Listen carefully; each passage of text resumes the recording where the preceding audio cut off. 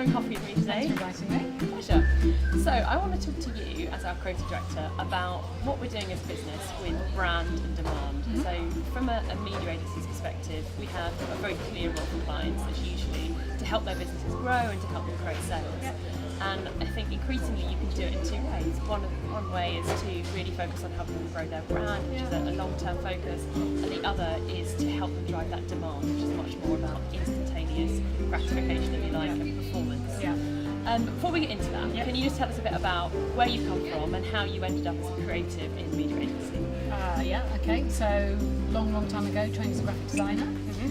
Started doing that for a couple of years, but way back in '99 or something, before the internet really existed properly, I was kind of picked out as the person that was the most interested in the techie side of stuff. I very quickly got into digital stuff. So then I spent 15 years maybe doing digital work, everything from e-commerce, huge e-commerce builds, first e-commerce build for Superdrug in the US, stuff like that, and then more digital comms. So a bit of everything really, even a couple of years just doing user experience, something like that. So then got more interested in the sort of advertising and comms side of stuff. Short stint in ad agency. I basically spent my whole time in part of lead agency groups being very frustrated by the fact that as agencies we don't necessarily work together very well, and I never felt like campaigns were complete. Yeah. And they were always fighting egos in terms of whose idea came through first kind of thing. So actually I used to work with Adam Crawford, and he suggested that this might be quite a good environment for the type of work I do with the tech and the innovation. So I came and gave it a go, and actually I came slightly worried about what does a creative do in a media agency. It's not something you hear about very often. It's the most creative job I've ever had. I absolutely love it because we have so much collaboration, there is the tech, briefs are so varied, and we've done so many different things in the time that I've been here. So from digital predominantly, but that's how I ended up doing it. Okay, brilliant. So, I've been thinking a lot recently about whether or not brands can grow just through the discovery, or do brands still need to invest in brand equity to have a long-term life? And what I mean by it is, when you think about brands that have just been created through Instagram essentially, that have suddenly become very popular, that are doing really well, that are selling lots of their products, but they only advertise on Instagram, does that have any life beyond that moment? Or they have actually developed brand equity by being an advertiser in that space? Interesting question. Difficult question to answer actually, I think. So I think we're still quite early, so we're not entirely sure. I'm not entirely sure. I would say the ones that are doing it well are doing the brand building anyway. So having been in the industry for so long, I guess I would be a bit old school and say yes, you need to build a very strong brand equity, and can you do that in something as immediate and fast as Instagram? But actually, a lot of the younger brands, like take Glossier or somewhere like that, they are building a brand very carefully. So it may look like their comms are very fast and they're turning them around very quickly, but actually I think there's a lot of consideration up front. So I think you can build a brand in that environment, but you have to still apply the same principles that you would have done if you were doing it for a TV ad or a billboard or whatever. I think. So do you think that brands can grow faster in that environment than they can through other channels, including offline? You might know that better than me in terms of performance.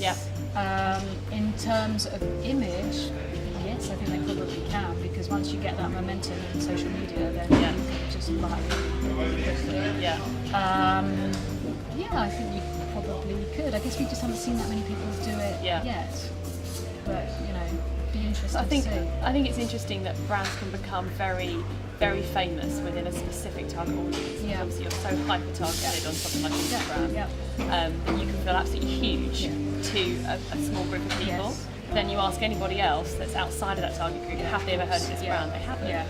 Whereas if you put that brand on TV, not only do you get your audience, but you also get the broader effect of it reaching just the masses.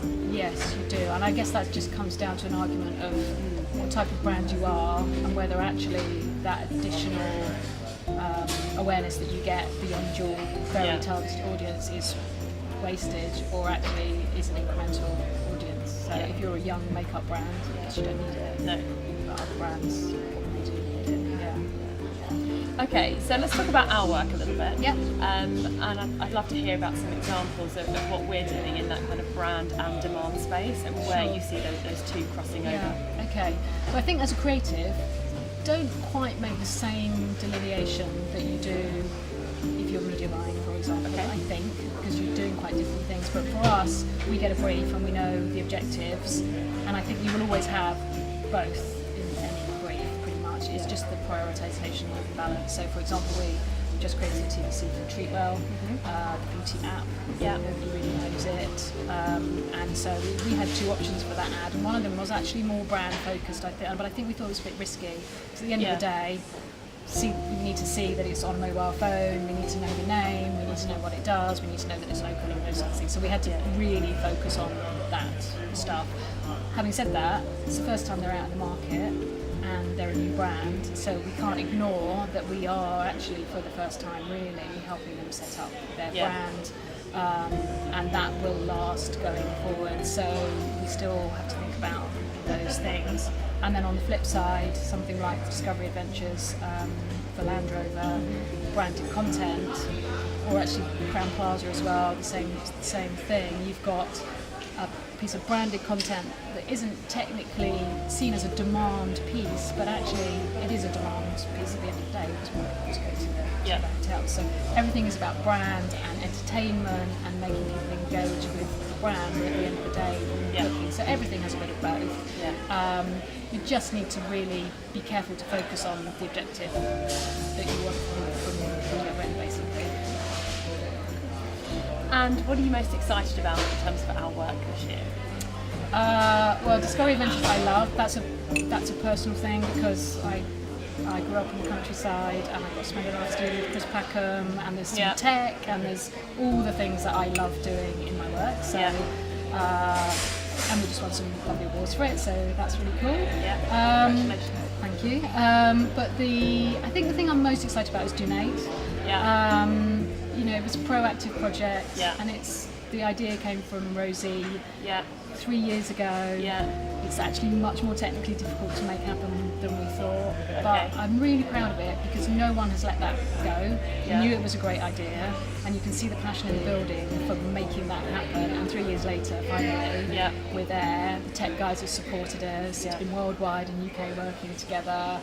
It's genuinely a use of media for good. It's inventive, it's got a great name, it's got great branding. So I'm really, really excited all created by Mindshare. And all done by us, And hopefully could be a winner of Campaign of the Month. I just read the entry last week. So did you? Okay. I hope so. Okay, Becky, final question.